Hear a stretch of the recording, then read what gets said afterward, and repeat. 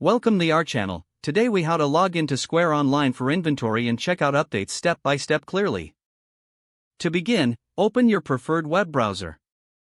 In the address bar, type in the URL for Square Online. Press the Enter key to navigate to the Square Online homepage. Once the page loads, locate the Sign In button at the top right corner of the screen. Click on the Sign In button to proceed to the login page.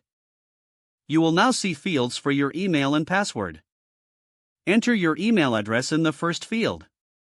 Next, type your password in the second field. If you'd like Square to remember your login details, check the box for Remember Me.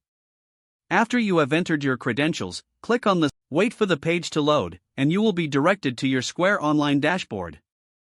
From here, observe the navigation menu on the left side of the screen. To access inventory updates, click on the Items section in the menu.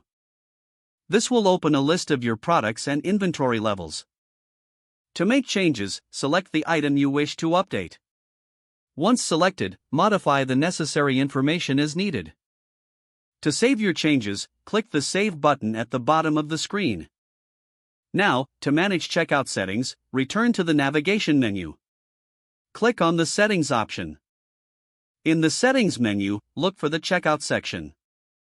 Here, you can adjust various checkout settings to suit your business needs. Make any desired adjustments and remember to click Save after each update. After finishing your updates, you can log out by clicking on your profile icon at the top right. Then, select Sign Out from the drop-down menu. This completes your login and updates process in Square Online. If the page does not load, refresh the browser or try again in a private or incognito window. Make sure you are using the correct email address, then retype it carefully to avoid small typos. If your password is not accepted, use the Reset option and create a new strong password you can remember. Check your spam folder for verification or security emails, then complete any requested confirmation steps.